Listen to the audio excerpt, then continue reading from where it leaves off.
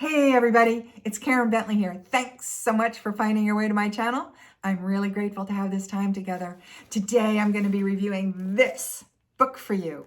It is called The 10-Day Alcohol Detox Plan by Louis David. And what I'm going to do is I'm going to give you first a quick overview, then a quick blurb about what the book is, and then a quick blurb on the author, and then I'm going to go through each of the chapters in the book. It's 10 chapters, and that's the plan. I'm going to end with one of my favorite factoids from Louis David, so stick around because you'll really find it interesting, especially if you want to stop drinking or using a substance by yourself, a do-it-yourselfer. So you'll stick around for that. So first, an overview on this book.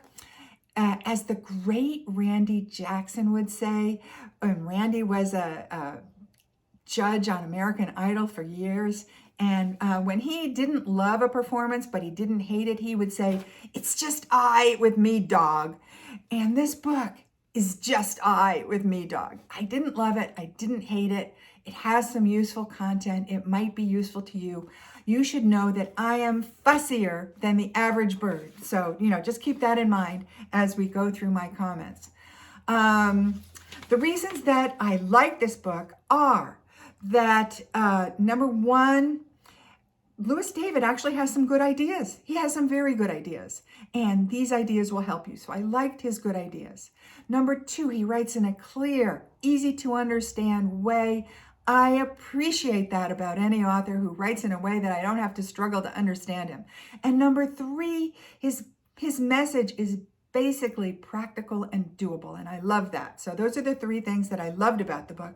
The three things that I didn't love so much about it, number one is that it didn't set my heart on fire with can-do, inspirational energy. I love to be inspired, and this book didn't do it for me.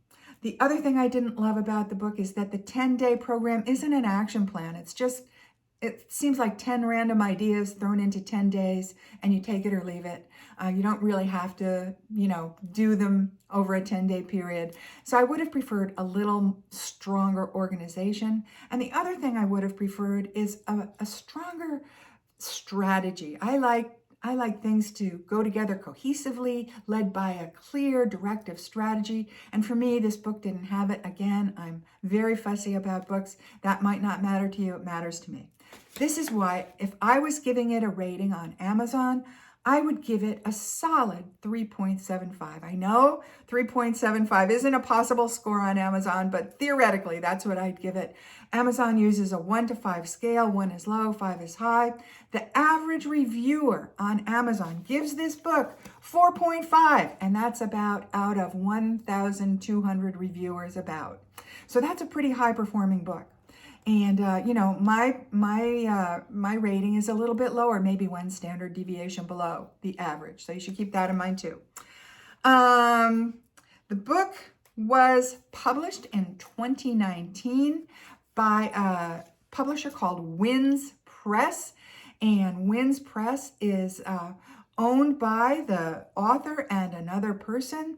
And they only sell his works, his print materials, his audio materials, his speaking gigs. So it's just for him. The book has 236 pages. It can be purchased on Amazon for $13.95, $4.99 on Kindle. I'm sure if you root around, you can find it for a less expensive price at thrift books or in Goodwill. It didn't pop up on Amazon, so that's why I'm not spouting the information for you. But I'm sure you can find it if you look. It can also be purchased as part of a kit. This is one in 5 sober living books put out by the author, and he sells it, the kit, at a discounted price. So, you might be interested in that, in his whole thing, if this appeals to you. What else do we have? Let's see. On Amazon, the reason I picked this book to review for you is because it is a #1 bestseller in Amazon's category of hypnosis, psychology, and counseling. #1, that's pretty distinctive. Altogether, for all books sold by Amazon, it is It has a 25,000 rating, which is, again, not the highest, but that's a respectable, strong performance by any book. And I would take it if I was an author. In 12 Steps books, it's number 65, which is amazing because this is not a 12-step book. And in terms of books on alcoholism, it is number 76. So all things considered, it's a pretty high-performing book on Amazon, and it's affordable. About the author. So the author's name, again, is Lewis David. He's a Brit. He announces himself as a former addiction counselor and behavior therapist. He's now retired, and he focuses full-time on his writing and presumably speaking gigs and selling his merch. Let's see. He claims that he has, quote, much, unquote, success with dealing with problem drinkers, but he doesn't quantify it. He doesn't say anything about his success statistics or how many he's counseled. A Google search and a Bing search on this guy, I couldn't find anything except his own website, his presence on Amazon, his presence in Goodreads. And so he has no internet presence and he has no social media presence. So, maybe that doesn't bother you. I mean, it doesn't really bother me. I just found it rather interesting in today's age that somebody is that anonymous other than their work. And so that's Lewis David. That's all I can tell you about him. Take it or leave it. And so now we've come to the content of the book. And again, it's basically organized into chapters around his 10 ideas. But before you get into the first day, Lewis David says you should set a clear goal for yourself in terms of time. How long are you going to stay sober or substance free? And he recommends 10 days because 10 days is doable for most people. And I love this idea. I think it's a great idea, a practical idea. It's worth buying the book just for that great idea. Lewis David also says he doesn't recommend tackling two substances or alcohol and a substance or two things at once. He thinks you should do it serially, one thing at a time. So that's what he says about that. Then we start with day one with his first practice that he recommends, and he calls it urge surfing. It's thinking of your urges to use a substance or to take a drink as a wave that you surf. And just like a wave, the urge ascends and then it hits a peak and crescendos and then it descends and it goes away. And there's nothing that you really have to do to make the urge go away other than observe it and ride it. So he recommends what he calls urge surfing. And I really love that idea. Another idea that's worth the price of the book. Chapter 2, day 2, is to counter the thought bombs that come in your head. So a thought bomb to Lewis David is a thought like, oh, I can do this tomorrow. Nobody will know. I'm not as bad as other people.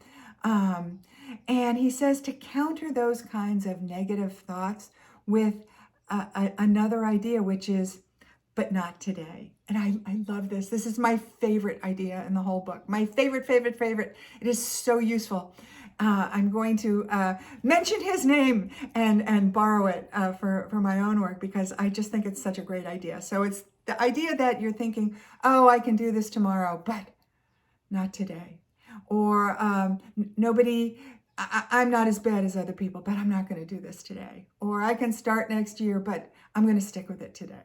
So I love that idea. It's just a really practical, useful idea to counter those negative thoughts that would do you in. Not today, Satan. That's a spin-off on that. Then we have day 3, which is to have a plan for dealing with your triggers. And triggers are people, places, times, events. How are you gonna deal for those 10 days? Have a plan. I like that. Day 4 is to have a map, an M-A-P. A map is an acronym for the words meaningfully absorbing project, and you need one to counter boredom. Day 5 is to keep track of how long you stay sober. So keep track. Did you do the 10 days? keep track of it and keep doubling it. If you did 10, do 20. If you did 20, do 40. If you did 40, do 80. And, never make a forever decision. Just keep doubling and it'll take you to forever. And I love that too. Another great idea by Louis David.